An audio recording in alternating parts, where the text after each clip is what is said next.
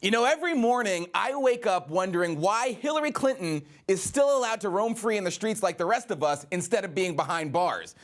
I mean, we're not supposed to talk about Hillary Clinton on this program until she murders someone with her bare hands, which, I mean, TikTok. But more evidence has come out that she has tried to undermine our republic by paying to challenge the outcome of it. And I mean, that's a really big deal. She literally wanted a coup here in America. And yet, where is Mueller's team? I thought anything was fair game for them. I thought if they so much as smell something untoward, they have a duty to go after it in pursuit of justice, right? That's why all of Trump's associates are getting indicted for things that have nothing to do with anything. But forget this woman over here, who it looks like tried to overthrow the government. We're not going to look into that. No, we're going to pursue jailing this random Trump campaign associate, Papadopoulos, because he slipped up while being interrogated by the FBI on a minute detail. You know, we're going to send Michael Cohen to jail because somehow they've managed to construe payments to extortionist porn stars as campaign finance violations. We're going to send Paul Manafort to jail because of who even knows what. But we're supposed to believe that they can't find a single infraction from Hillary Clinton and her whole crooked network that's worthy of sending any of them to jail, even though all of the evidence is right in front of us? Really? We're really supposed to believe that it just happens, that only Republicans are out there committing petty process crimes? Really? And that we're supposed to believe that nothing that went on at the FBI that was slightly illegal, we're supposed to believe that, and therefore nothing happened deserving of prison time in their judgment? Really? There's no chance, guys. We all know that. You know, they're not looking because they're not actually interested in going after the other side, which proves this whole thing is rigged and everybody knows it.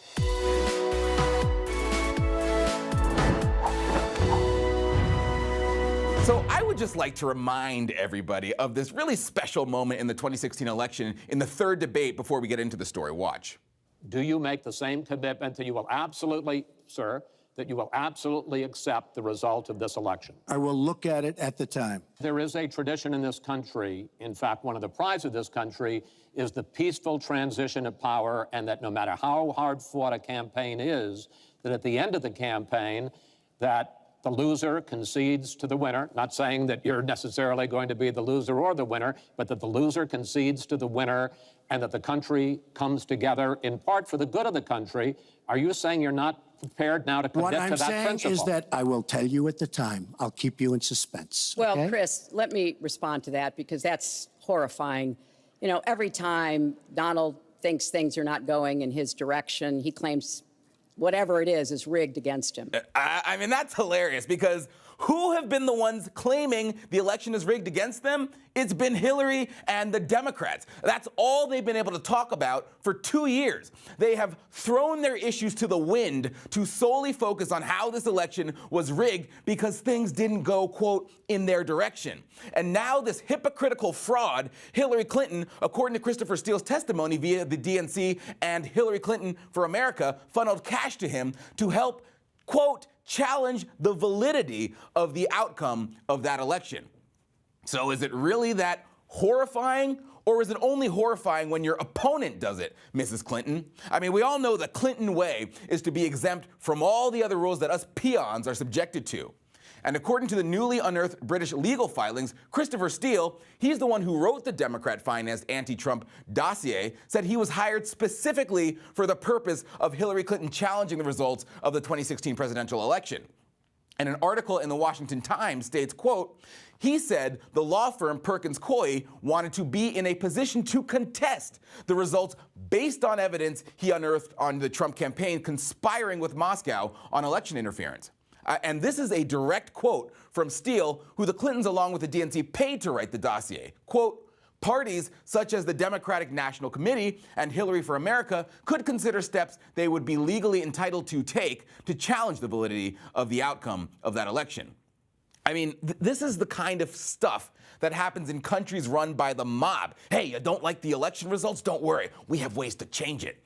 I mean, it's really the exact opposite of what we were founded on here in America, which is a constitutional republic where the states, not crooks in smoke-filled rooms, choose who the president is. Steele is a foreign agent. He is literally an ex-British spy. And get this, the Clintons paid him to find dirt on Donald Trump that would potentially undo the results of the election. But this is the really interesting part. Steele's sources for the dossier were anonymous senior Russian officials. According to Steele, source A is a senior Russian foreign ministry official, and source B is a former high-ranking Russian intelligence officer. That is according to Steele. So if anyone, it is Hillary Clinton who colluded with the Russians. The Washington Post is out there saying, yes, there was collusion. But interestingly, they put it in their opinion section. What is it doing in your opinion section? Want to know why? Because they know it's not true. Not a single Trump associate has been charged with collusion. So, it's just the writer's opinion that there was collusion, despite the fact that there are no facts proving such a thing. Meanwhile, we have actual facts that Mrs. Clinton colluded with Christopher Steele to produce the Russian-sourced dirty dossier. And yet no one in the Clinton camp has been charged by Mueller with anything.